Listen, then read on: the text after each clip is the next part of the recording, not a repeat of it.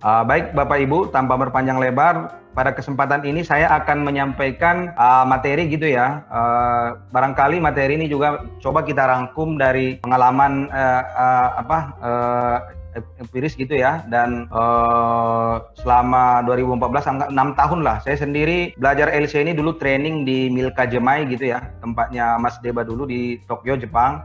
Jadi saya dari 2010 gitu ya, artinya udah 10 tahun menekuni LCA ini. Pada kesempatan ini saya mau coba mengambil judul manfaat implementasi life cycle assessment pada optimalisasi proses produktif produk gitu ya di perusahaan. Produk di sini bisa dalam arti berupa barang atau berupa jasa. Jadi seperti yang disampaikan oleh Ibu Fitri tadi, kita melihat bahwa salah satu mungkin bagi perusahaan ini yang mayoritas pertanyaan perusahaan, salah satu yang saat ini memang yang membuat LCA ini landingnya cepat karena dimasukkan dalam menjadi kriteria di proper gitu ya. Tapi di luar itu kita mencoba melihat gitu loh ya, dari di luar kepentingan proper, apa sih sebenarnya manfaat LCA ini bagi perusahaan gitu ya.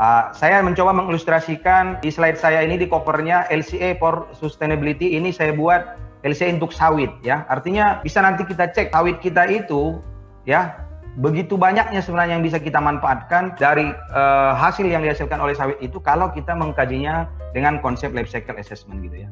Saya kira ini seperti yang tadi ya, ini ya boleh dikatakan sejarah lah gitu ya. Kita dulu tidak terlalu banyak cerita ya, berkumpul 5 orang. Ini boleh dikatakan Indonesia nih, dari saya sendiri, baru Pak Sony ini dari Jember, Pak Edi sebagai tuan rumah sampai sekarang, Sekretari Tetap Ilkan itu di LIPI ya.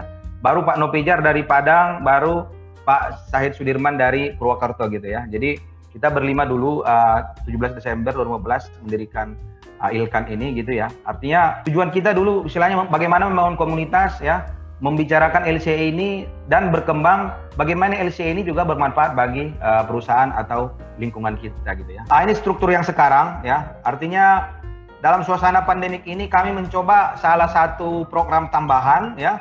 Karena gini, ini istilah orang sekarang ini new normal gitu ya.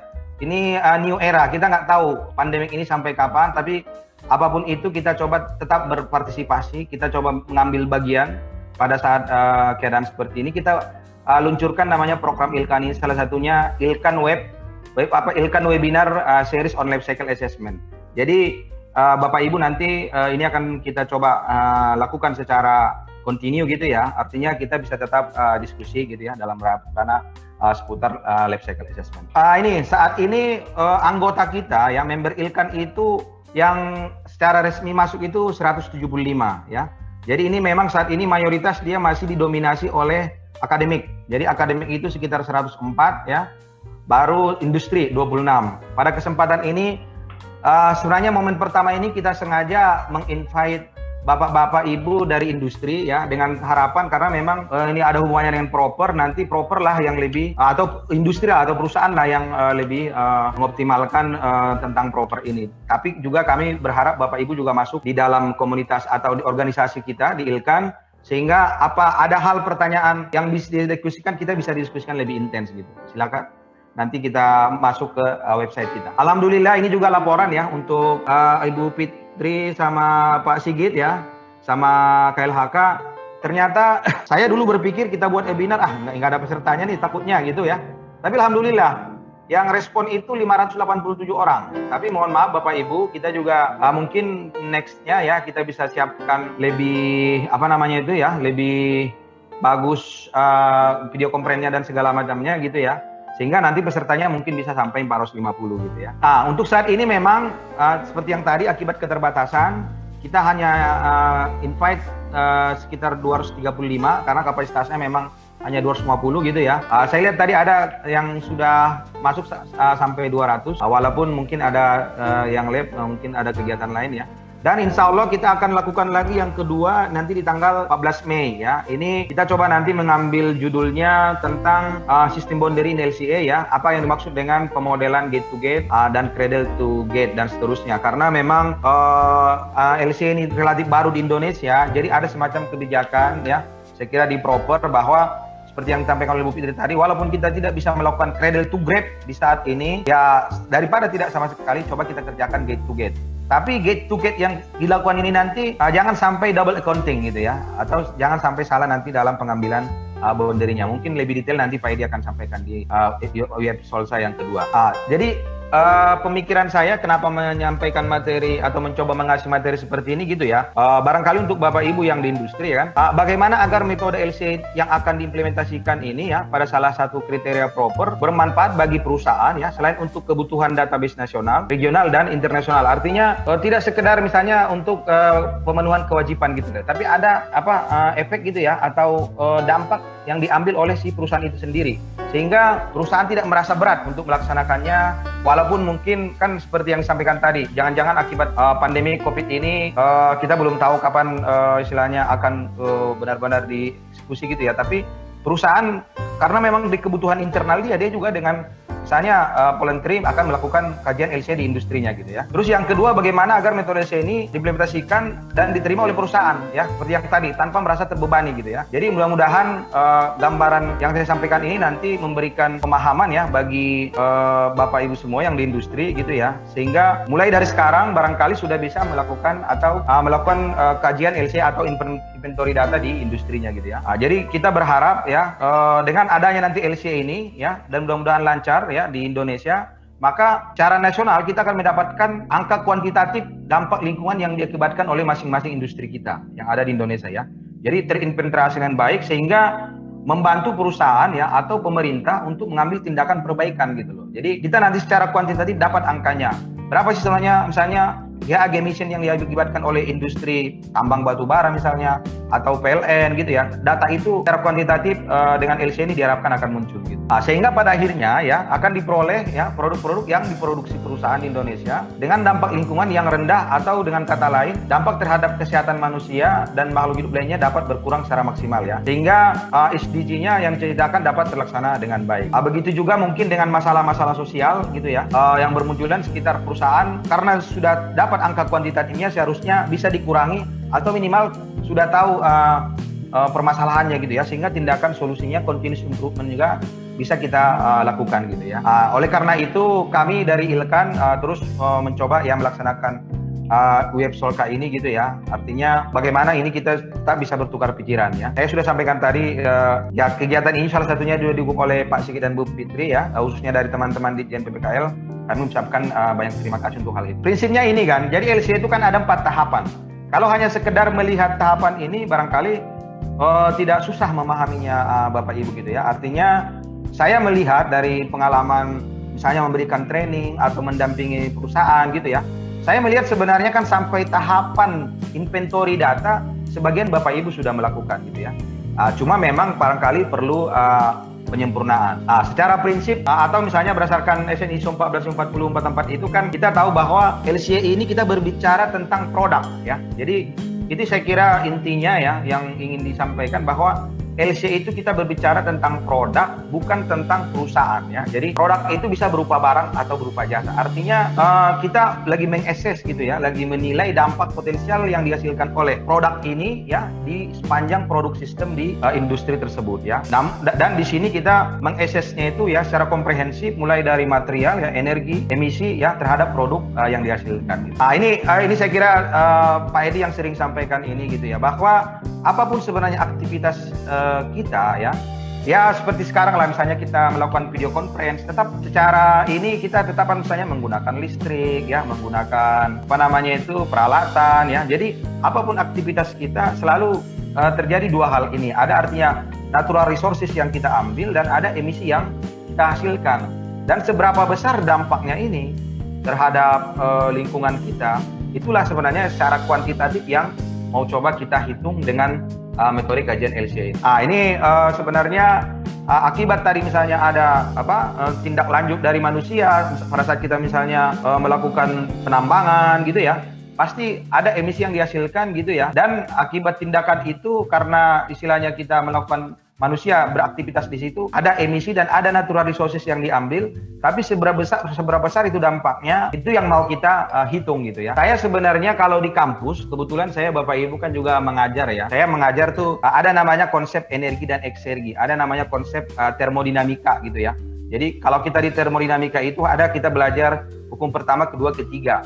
Jadi hukum ketiga itu kan dia lebih kepada entropi sebenarnya, keacakan. Kalau di energi itu kan ada namanya eksergi, ekstrabel energi. Jadi dalam proses industri itu juga bagaimana sebenarnya kita mengoptimalkan energi yang kita miliki itu. Jadi eksergi itu kan energi maksimum yang didapatkan dalam suatu proses atau energi minimum yang dibutuhkan untuk menjalankan proses tersebut.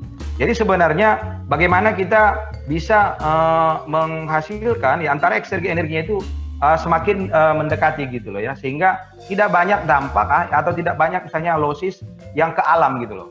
Nah, cuma kan kalau pada saat itu tidak dikuantitatifkan, kita akan susah untuk melakukan continuous improvement gitu ya, untuk melakukan perbaikan.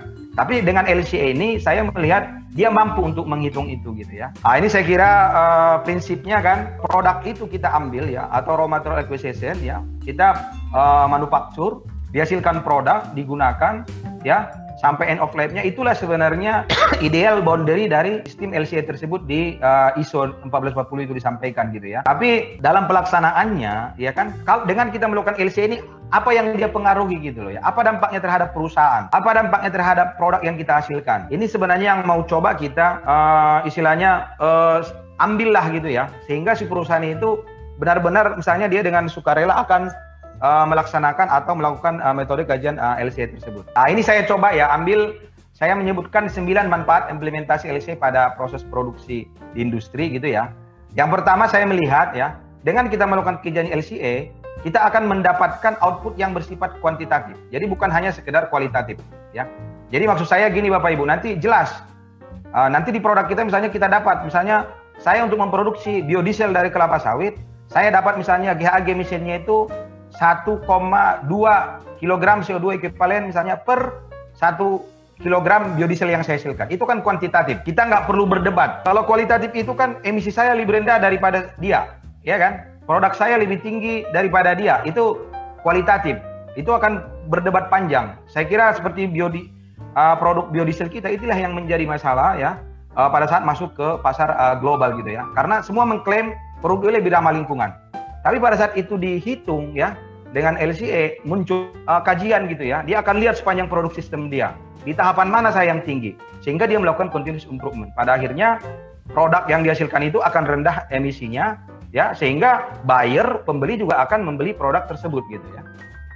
Terus yang kedua, kontrol supply chain ya, dan laporan akurat dalam inventory data.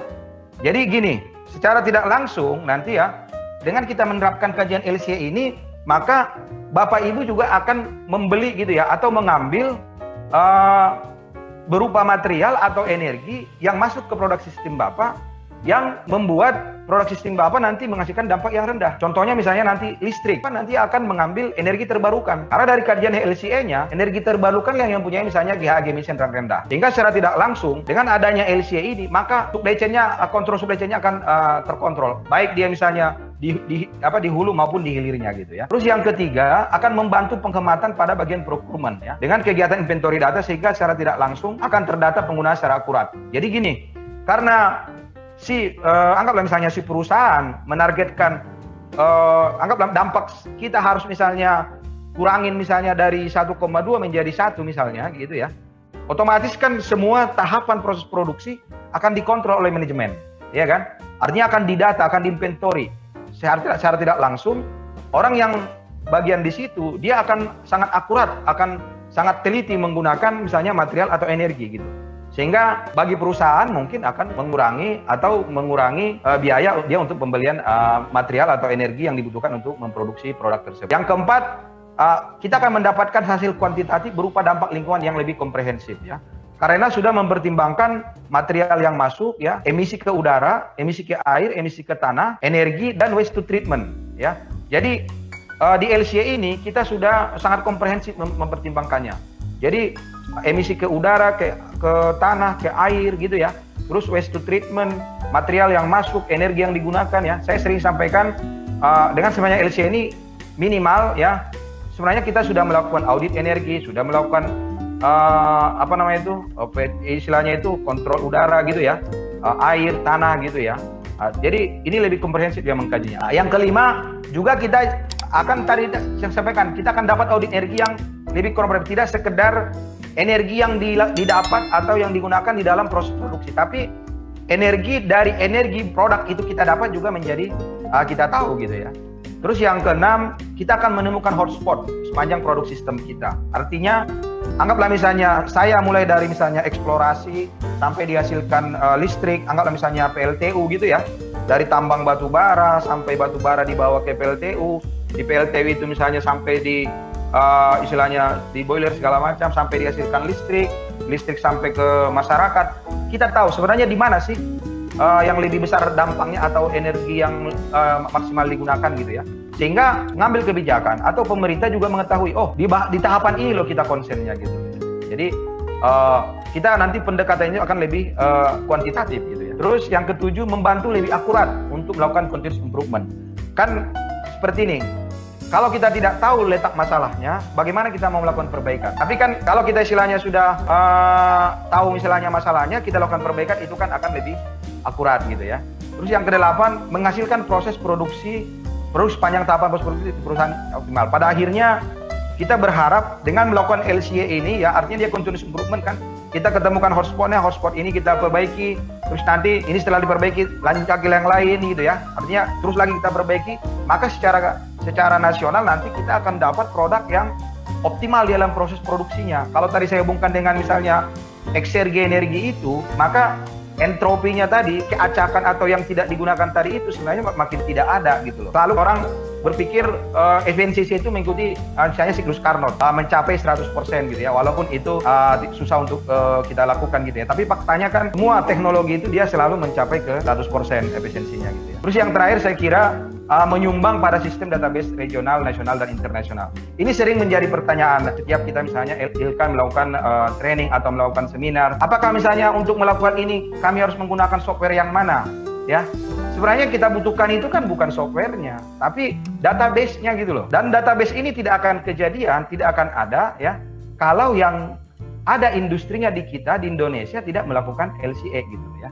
Jadi makanya kami dari Ilkan mendukung sekali ya istilahnya kebijakan dari Proper gitu ya, bahwa untuk di awal-awal ini jangan kita paksa cradle to grave. Tapi nanti misalnya tambang batu bara dia melakukan dari cradle to gate ya, PLTU dia melakukan dari gate to gate sampai misalnya si listrik itu dihasilkan di, anggaplah misalnya masuk ke on grid di sistem jaringan PLN. Nanti orang distribusi dia lakukan lagi LCA dari on grid sampai ke konsumen. Pada akhirnya semua industri ini, semua perusahaan ini nanti saling tukar data, baru kita bisalah dapat mengatakan LCA kita udah cradle to grave dan kita masing-masing punya data. Sekarang kan saling menyalahkan, saya nggak bisa melakukannya Pak, kenapa? Nggak ada datanya. Orang yang batu bara belum melakukan LCA, orang batu bara juga pasti gitu. Orang PLN belum ada LCA-nya Pak, orang PLN juga, orang distribusi belum melakukan LCA-nya. Tapi kan pada saat ini oke, mereka melakukan gate to gate, cradle to gate, gate to gate, gate to grave. Nanti semua ini masuk database ya, sehingga kita akan dapat database nasional secara istilahnya bagus gitu loh ya. Harusnya menurut saya database kita banyak karena kita negara besar ya, industri kita banyak gitu ya, dan sangat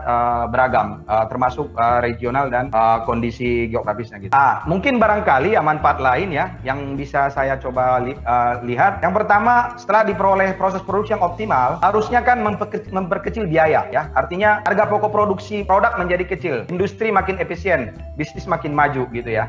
Artinya perusahaan senang karena dia tidak perlu mengeluarkan banyak biaya gitu ya. Ini menurut saya. Terus yang kedua ya, hasil LCA dapat diajukan untuk sertifikasi Okalabel tipe 3 ya, atau dalam bentuk Environmental Product Declaration. Artinya nanti buyer ya atau pembeli dari luar negeri, dia akan istilahnya kalau disodorkan ke dia 3 produk, di antara 3 produk ini secara kuantitatif memunculkan angkanya gitu ya, maka pasti institusi manusia dia pasti akan ambil yang rendah nilai dampak lingkungannya gitu ya.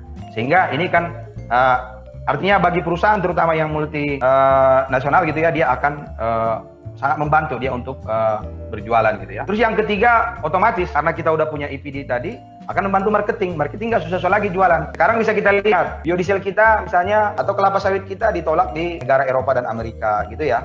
Begitu juga produk-produk lain gitu ya. Terus yang keempat, ini juga karena menjadi salah satu penilaian di Proper, artinya Bapak Ibu otomatis kan penilaiannya di Proper nanti naik karena sudah melakukan LCA gitu loh ya. Jadi kalau bisa nih, ini pendapat saya, kalau bisa kan jangan dulu menunggu selalu permennya kapan Bu gitu kan. Permennya kapan Pak gitu ya. Jadi kalau bisa tanpa permen ya saya memang butuh ini LCA.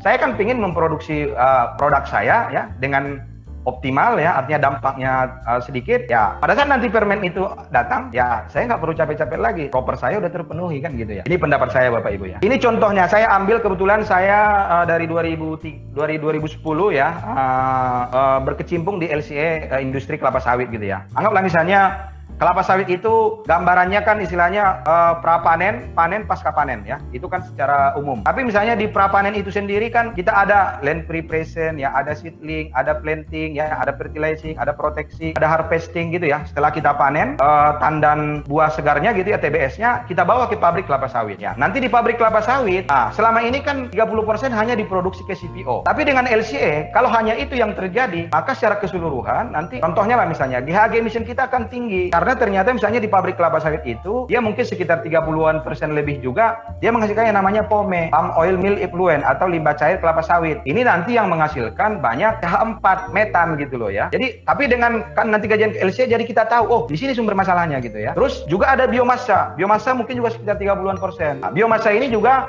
selama ini kan kita buang aja. Kalau istilahnya itu kita buang, kita jika dia misalnya langsung ke tanah gitu ya, artinya dia menjadi emisi ke tanah gitu loh ya. Tapi bagaimana kita caranya men-treatment ini menjadi suatu koproduk lagi gitu loh ya, sehingga nanti dia teralokasi atau secara tidak langsung nanti dampak yang dihasilkan mulai dari land preparation sampai ke palm oil mill sampai dihasilkan CPO tidak lagi hanya dibebankan kepada CPO gitu loh ya, sehingga nanti di slide berikutnya saya akan perlihatkan bagaimana posisi GHG emission kita gitu ya. Ini contohnya misalnya di pabrik kelapa sawit, udah ya Mas Deba ya. Ini saya cuma misalnya lihat di pabrik kelapa sawit ya. Saya ambil misalnya contoh di pabrik kelapa sawit kan TBS masuk sampai dihasilkan CPO. Dengan kita misalnya menggunakan konsep kajian LCA ya, kita hitung nih material nomor 1 ya, baru emisi ke udara, emisi ke air, emisi ke tanah gitu ya. Terus energi yang masuk juga, baru waste to treatment.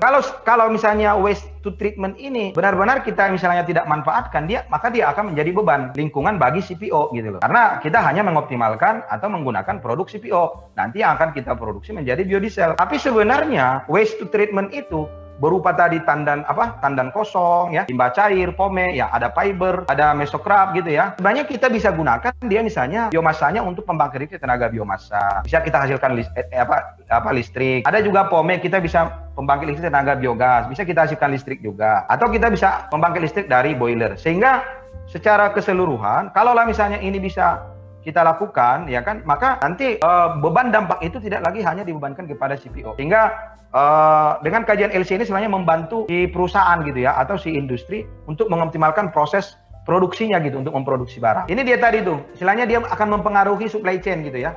Jadi dengan kita menggunakan konsep LCA tadi, dia akan mempengaruhi supply chain. Karena saya misalnya sebagai anggaplah misalnya manufaktur, saya harus membeli misalnya beras ya, saya akan membeli dari mana? Apakah dari saya misalnya di Bogor, apakah dari Sumatera, dari Purwakarta gitu ya? Pasti akan saya ambil yang jalur perjalanannya yang lebih rendah gitu ya, sehingga dampak lingkungannya tidak besar. Begitu juga nanti distribusinya. Tanya Aqua ya, Aqua misalnya diproduksi di Sukabumi, ya jangan jual sampai ke Aceh, nanti dia jadi tinggi dia dampak lingkungannya. Karena dia harus berapa liter BBM yang dia habiskan untuk mendeliver dia ke Aceh misalnya gitu ya. Iya ini tadi ya, artinya kita udah tahu bahwa hasil nanti LCA ini kita bisa ajukan ke Ecolabel tipe 3 gitu ya, atau Environmental Product Declaration. Itu tadi saya kira di slide-nya Pak Bu Fitri juga ada disampaikan. Artinya setelah nanti kita melakukan LCA secara komprehensif ya, cradle to grave, kita bisa ajukan ke EPD. Ini memang ini, lalu kan permasalahan kita di data gitu ya. Jadi memang data ini nanti kalau menurut saya ya, ada sifatnya nanti data primer yang kita ambil langsung di industri kita. Ya, ini saya kira penting gitu ya. Ada sifatnya data sekunder. Data sekunder ini juga kalau kita nanti misalnya mungkin waktunya nanti kalau yang lebih panjang kita berbicara kualitas data. Data itu juga kita harus benar-benar kita ambil di kita. Waktunya juga kalau bisa yang terbaru, diambilnya juga direct measurement gitu ya. Baru mungkin untuk awal-awal ini ya, karena kita misalnya belum punya data, nggak apa-apa dulu lah kita pakai dulu misalnya data yang ada di software atau database yang ada di software gitu ya. Tapi kan setelah semua mempunyai data, jangan lagi nanti misalnya data transportasinya pakai data misalnya dari luar negeri. Kalau bisa udah data Indonesia gitu ya. Ini sebenarnya saya mau sampaikan ke Bapak Ibu, kita sendiri di ILKAN ya, kita juga kerjasama dengan Bu Fitri PPKL ya, kita mencoba sedang membangun database gitu ya. Artinya kita juga nanti berharap Bapak Ibu yang di perusahaan dengan sukarela gitu ya, atau mungkin ada nanti reward atau aturannya yang akan dikelola oleh KLAK, bagaimana caranya biar Bapak Ibu juga memberikan datanya ke database kita sehingga semua saling bertukar data gitu ya. Ini sebenarnya kita Ilkan sudah mencoba membuat istilahnya displaynya gitu ya, domainnya gitu ya. Walaupun ini masih kosong, tapi ini kira-kira nanti bisa Bapak Ibu coba masuk ke sini ya. Artinya ke depan kita secara expert istilahnya siap gitu ya untuk membangun database ini. Tapi memang dengan catatan Bapak Ibu bisa melakukan semua kajian LCA-nya gitu ya, sehingga nanti data itu akan masuk ke sistem kita. Gitu. Seperti yang kita sampaikan tadi bahwa untuk membangun database ini pasti kita harus bekerja sama gitu, nggak bisa dikerjakan oleh hanya government, nggak bisa juga dikerjakan oleh misalnya expert atau orang Ilkan gitu ya, tapi memang juga harus istilah itu ABGS gitu ya, academic, businessman, government, dan society gitu ya. Jadi metodenya nanti misalnya kita yang kita rancang misalnya bagaimana kita buat stakeholder meeting gitu ya, tim development dan FGD gitu ya. Ini mungkin nanti dengan asosiasi ya. Terus nanti kita bikin co-workingnya per sektor gitu ya. Baru nanti ada yang develop. Ini nanti kita dari tim Ilkan siap istilahnya untuk developnya gitu ya. Yang saya sampaikan tadi. Jadi mungkin Ilkan ya mengusulkan proposal ke KLHK gitu ya, ke Bu Fitri agar kita istilahnya membangun database ini karena dari berbagai pertemuan yang kita lakukan memang selalu kendalanya database. Tapi database itu kalau hanya diomongkan nggak bakalan kejadian. Semua harus melakukan gitu ya. Jadi sehingga orang akademik juga dia melakukan gitu ya. Artinya ada yang sifatnya riset-riset laboratori ya, seperti misalnya nilai characterization factor gitu ya. Misalnya characterization eating value kan itu kan bisa dilakukan oleh misalnya sebagian di kampus gitu ya, atau riset-riset akademik ya. Tapi data yang sifatnya istilahnya dari perusahaan itu akan diberikan oleh si perusahaan gitu ya. Begitu juga nanti kebijakan atau lain-lainnya akan dikeluarkan oleh pemerintah. Dan asosiasi pasti dialah yang bisa sebenarnya mengumpulkan oleh industrinya gitu ya. Saya kira ini timnya ya, kita juga mencoba meminta Pak Sigit untuk ini gitu ya. Ini saya kira nanti kan sebenarnya pada akhirnya setelah kita inventory data, di tahapan life cycle impact assessment ini saya mau memperlihatkan aja, inilah beberapa kategori dampak yang bisa kita hasilkan nanti dari LCA itu. Mulai dari GHG emission, acidification, eutrophication, dan seterusnya. Sampai nanti dia kalau memang dilanjutkan ke endpoint impact kategorinya gitu ya. Sampai ke human health, ekosistem, dan resources-nya gitu ya. Ini saya kira di Perdirjen PPKL gitu ya, sudah diperlihatkan bahwa memang Dirjen PPKL ini juga dia mengadopsi terhadap ISO 14040 dan 44, tapi mungkin ditambahkan yang 78 itu yaitu tentang program perbaikan berkelanjutan dan rencana kerja perbaikan berkelanjutan. Artinya pemerintah kan mempunyai kepentingan gitu ya, dia mempunyai kepentingan istilahnya bagaimana menurunkan dampak emisi gitu ya, apalagi sekarang ini kan udah menjadi isu global gitu ya. Ini contohnya nih ya, kita misalnya yang sudah lakukan seperti tadi di kelapa sawit misalnya. Ini misalnya yang saya perlihatkan ini dia belum melakukan atau belum menggunakan misalnya methane capture. Bisa kita lihat di situ ya bahwa nilai emisinya, dampak GHG emisinya itu 1,23 kg per kilogram ya. Ini dia tanpa menggunakan methane capture. Setelah dia menggunakan methane capture hanya 0,09 ya kan. Artinya ternyata kan hotspotnya di situ gitu loh ya. Baru nanti dia setelah itu dilakukan ya sebenarnya hotspot yang lain itu sebenarnya di pemupukan. Pemupukan kan istilahnya bagaimana mendorong si perusahaan sawit itu agar dia tidak semua menggunakan chemical fertilizer gitu loh ya. Bagaimana dia misalnya menggunakan combined fertilizer atau mencoba memix dengan misalnya organic fertilizer gitu ya. Coba kita lihat posisi kita nih ya. Saya artinya gini, barangkali misalnya untuk ke perusahaan sawit gitu ya. Kalau kita misalnya coba ambil data LCA dari berbagai negara, memang kita itu masih relatif tinggi istilahnya untuk produksi biodiesel gitu ya. Anggaplah misalnya GHG emission-nya. Bahkan dengan negara tetangga Malaysia dan Thailand pun kita masih lebih tinggi gitu loh ya. Tapi kan angka kuantitatif ini kalau kita sudah dapat, kan artinya kita tahu apa yang mau kita lakukan agar ini menjadi rendah gitu ya. Skemanya tadi seperti yang saya sampaikan tadi slide sebelumnya. Di pabrik kelapa sawit itu jangan hanya yang dipakai CPO-nya saja gitu loh. Tapi yang waste yang tadi berupa biomasa, berupa pome gitu ya, atau berupa yang lain harusnya itu juga dioptimalkan menjadi produk. Sehingga dampaknya itu tidak semua dibebankan kepada CPO, yang di mana CPO ini nanti yang dilanjutkan menjadi biodiesel gitu ya. Kita kan coba lihat dari sini jauh sekali rentangnya gitu ya. Ini juga ya. Jadi ini kan sudah ada kebijakan ini Eropa dan EWS sama US Epanoda gitu ya, bahwa biodiesel ya dari kelapa sawit itu memang dia harus mampu menurunkan emisi 60% gitu dibandingkan fossil fuel. Kalau dari hitungan kita tadi kita belum mencapai itu, ya mau nggak mau ya ini dari perspektif kajian LC wajar saja misalnya Eropa sama Amerika itu menolak produk CPO atau biodiesel kita gitu ya. Walaupun sebenarnya hasil LCS saya juga tidak sejelek yang disampaikan oleh misalnya di US Epanoda ya. Jadi US Epanoda itu kan menyebutkan bahwa biodiesel dari kelapa sawit kita hanya mampu menurunkan emisi 17%. Eropa dia bilang mampu menurunkan 19%. Tapi kan masing-masing negara ini juga masing-masing kawasan ini dia punya standar sendiri seperti Amerika misalnya. Dia minimal harus mampu menurunkan emisi 20%. Ya, artinya kita nggak bisa masuk ke market dia. Eropa dia bilang minimal 35%. Kita juga nggak bisa masuk ke market dia. Sebenarnya dari hasil kajian LCA yang saya lakukan, ya, sebenarnya kita bisa juga menurunkan emisi sampai 49% gitu loh. Tapi dengan catatan, ya seperti yang tadi kita udah melakukan methane capture gitu ya. Kita juga sudah melakukan proses mulai dari misalnya dari cultivation gitu ya sampai ke tahapan di pabrik kelapa sawit dan seterusnya dengan yang optimal gitu ya. Artinya kalau ini dilakukan sebenarnya kalau udah 49%, walaupun di Eropa tadi syaratnya 35%, kita sebenarnya udah bisa masuk ke market dia gitu ya. Saya kira itu ya Bapak Ibu yang bisa saya sampaikan. Terima kasih. Mohon maaf jika ada hal yang kurang berkenan gitu. Jika perusahaan sudah punya proses flow diagram, apakah ada tools yang bisa digunakan? Baik, terima kasih Mas Deba dan terima kasih pertanyaannya. Jadi maksudnya kan gini ya, artinya udah buat flow diagram, artinya kan udah punya produk sistem gitu ya. Jadi sebenarnya gini Bapak Ibu, sederhananya kan ya, bagaimana sih kita mendapatkan angka kuantitatif dari LC itu? Ya, sederhananya angka kuantitatif itu kita dapat dari perkalian inventory data ya dari sepanjang produk sistem kita yang sudah dibagi terhadap unit fungsi dikali dengan karakterisasi faktor dari masing-masing inventory data tersebut gitu ya. Jadi sebenarnya saya berpikir ginilah, Bapak Ibu sudah punya produk sistem gitu ya. Ini gambarannya sudah punya produk sistem, terus panjang produk sistem itu pasti terdiri dari subsistem. Misalnya anggaplah misalnya penambangan gitu ya, fabrikasi gitu ya, terus transportasi. Anggaplah misalnya di pabrikasi ini. Di pabrikasi ini Bapak Ibu inventory dulu semua data yang berhubungan dengan material ya, energi, emisi ke udara ya, emisi ke air, ke tanah sama waste to treatmentnya.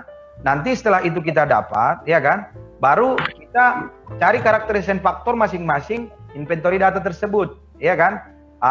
Sederhananya sebenarnya dari situ kita sudah dapat kuantitatif dari masing-masing dampak yang kita kaji. Memang nanti itu sangat tergantung nanti dampak apa yang mau kita analisa, apakah misalnya GHG emission atau eutrophication atau acidification.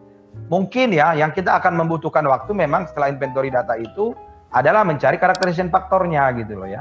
Jadi karakterisasi faktor ini, jadi tools itu sebenarnya secara sederhana bisa kita siapkan di Excel sendiri ya. Saya dalam kesempatan ini mau nyampaikan ya, kalau Bapak Ibu menggunakan software, yakinlah Bapak Ibu sebenarnya susah untuk melakukan continuous improvement ya. Tapi kalau menggunakan Excel, ya, tahun depan kan Excel itu akan gitu-gitu aja gitu, ya. Kalau software mungkin tahun depan softwarenya udah expire segala macam kan gitu, ya. Jadi sebenarnya coba diformulasikan prinsipnya gini, kita melakukan LC ini kita mau melakukan continuous improvement. Untuk melakukan continuous improvement kan kita harus tahu prosesnya gitu loh ya. Jadi kalau nggak tahu misalnya apa yang membuat misalnya GHG emission saya tinggi, saya nggak tahu tuh, tiba-tiba softwarenya mengatakan di sini yang tinggi. Kan itu Bapak Ibu repot sendiri. Nggak tahu yang mana. Ya, contohnya lah misalnya, anggaplah misalnya kita misalnya punya CH4, metan misalnya gitu ya.